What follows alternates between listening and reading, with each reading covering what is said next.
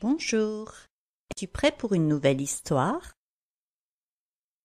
Elle se trouve dans le Nouveau Testament. Jésus se trouve près d'un lac, et déjà beaucoup de monde a entendu parler de lui, et sait qu'il parle des choses de Dieu. Tout ce monde se presse autour de Jésus pour entendre la parole de Dieu. Jésus cherche donc un endroit pour parler de manière que le plus grand nombre le voit et l'entende. C'est alors qu'il voit 2 barques près du lac. Les pêcheurs sont en train de laver leurs filets. Jésus s'approche. « Dis-moi, Simon, peux-tu m'emmener sur le lac avec ta barque ?»« Bien sûr, maître, monte !»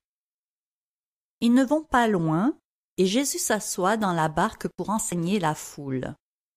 À cette époque, le Nouveau Testament n'existait pas encore. Les Juifs avaient l'Ancien Testament, et ils pouvaient donc entendre la parole de Dieu directement de Jésus.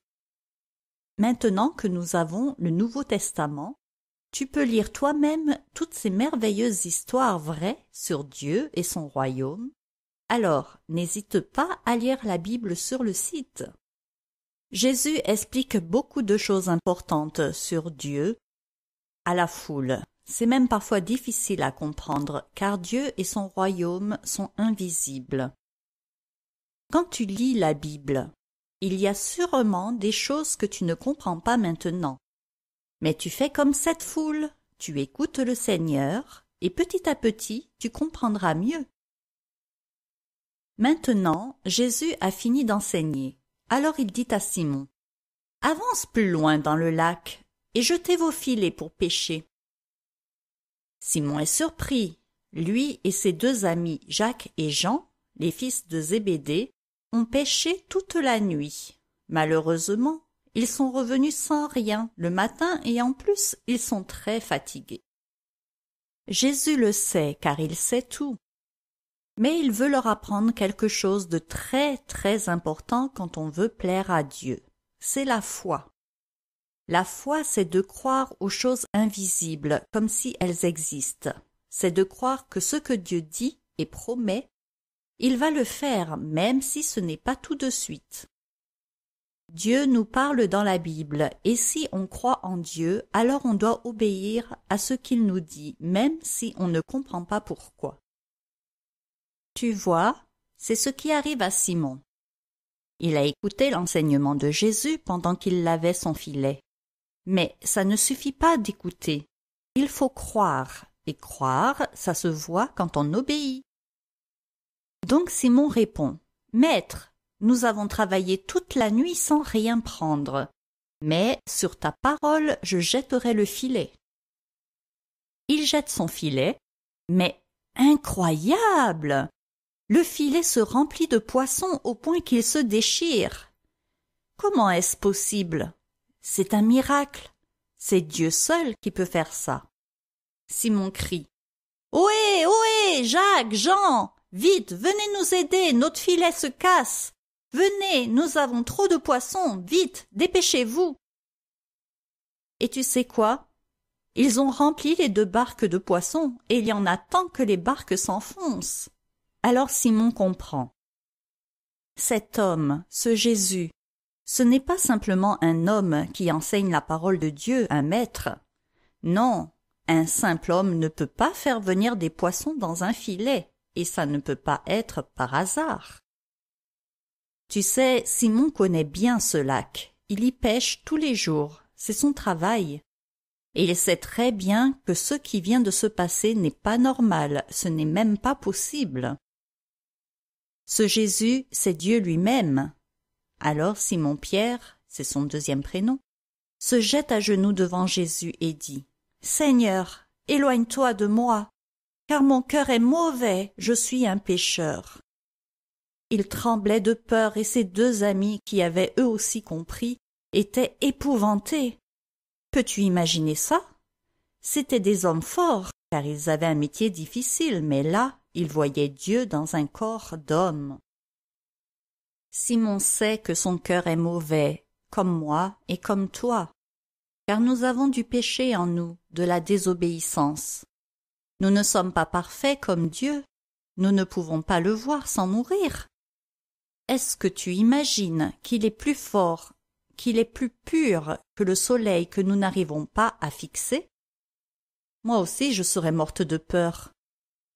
Mais Dieu est venu sur la terre dans un corps d'homme, c'est Jésus, pour nous aimer, pour vivre avec les hommes et leur enseigner la parole de Dieu. C'est sa mission. Tu vois, à cause du péché et du mal qui est dans notre cœur, nous ne pouvons pas être avec Dieu et en plus nous devons être punis. La punition du péché, c'est la séparation avec Dieu quand nous mourrons. Nous irons dans un lac de feu, l'enfer, où on souffre pour toujours, toujours. Mais Dieu nous aime tellement qu'il a envoyé son Fils unique, Jésus, celui qui a toujours été avec lui au ciel. Il lui a demandé de prendre notre punition à notre place. C'est ce que Jésus a fait quelques années plus tard. Il est mort sur une croix, la pire punition de l'époque. Mais comme il est pur et parfait, sans péché, Dieu l'a réveillé d'entre les morts le 3e jour. Il est ressuscité. Tu comprends? Dieu a accepté ce sacrifice pour nous et il nous dit que Dieu a tant aimé le monde qu'il a donné son Fils unique, afin que quiconque croit en lui ne périsse point, mais qu'il ait la vie éternelle. Quiconque, c'est toi et moi. Comme Simon, nous devons croire à la parole de Dieu, même si on ne comprend pas tout. Et là seulement, nous verrons les miracles de Dieu dans notre vie. Si tu crois au sacrifice de Jésus, tu ne seras pas puni, tu n'iras pas en enfer, et en plus, tu es pardonné de tes péchés, et tu iras avec Dieu à ta mort.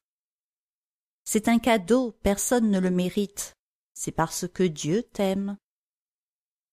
Dans notre histoire, Jésus rassure Simon-Pierre et lui dit qu'il fera un travail pour Dieu. Au lieu de ramasser des poissons dans un filet, ce sont des hommes qu'il ramènera vers Dieu. Il sera pêcheur d'hommes. C'est tellement merveilleux que nos pêcheurs ramènent leur barque à terre et laissent tout pour partir avec Jésus et le suivre. Dès ce jour, ils ont changé de vie et ils sont restés avec lui. C'est ce qu'on appelle des disciples. Et toi, veux-tu croire en Jésus et le suivre? Prions. Seigneur Jésus, merci parce que tu as donné ta vie pour nous, toi qui es parfait. Tu ne méritais pas de souffrir, mais tu as accepté cela. Tu es allé jusqu'à la mort, une mort terrible, pour pouvoir me pardonner, pardonner à cet enfant, à cette personne qui écoute. Merci parce que tu as dit que si on croit en toi, tu nous donnes ce cadeau merveilleux de la vie éternelle.